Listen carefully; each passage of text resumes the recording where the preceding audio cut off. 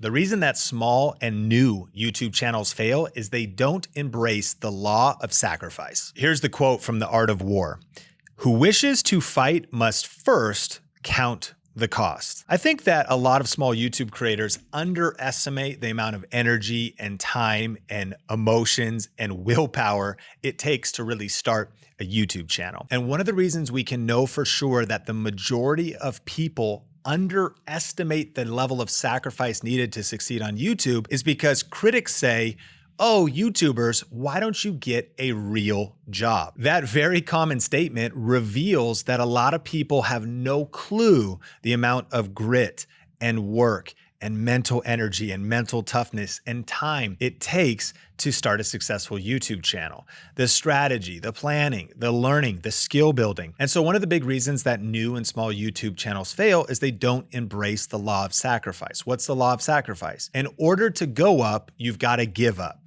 I think that sometimes we think that we can kind of just dabble on the side with the channel and we'll just get lucky and it'll just blow up and we'll just go viral. And then we hear one or two stories of that happening and we think that maybe that'll happen to us. The truth is that's not that common. What's more common is people consistently uploading over weeks, months, oftentimes years, continuing to learn, continuing to figure out branding and online marketing and online business, and really honing in their strategy. And there's a lot of times a tipping point. Study any of the great video podcasts or YouTube channels. And oftentimes they'll say, yeah, it was year 3, it was year 4, it was year 7 when momentum really started to pick up. And it wasn't year 7 of giving like a half-hearted effort for the first 6 years.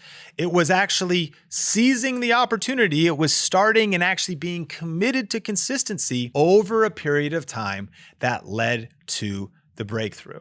What are you willing to sacrifice for the success of your YouTube channel? I'm not saying you should sacrifice the things that matter most in life. Of course, you have priorities like your health and your family and your kids or whatever your dependence or responsibility is. But can you sacrifice some entertainment? Can you sacrifice some leisure? Are you willing to sacrifice some wasted time? Are you willing to sacrifice scrolling on social media? I'm not talking about building your business. I'm just talking about scrolling randomly instead of studying or recording your next most important video.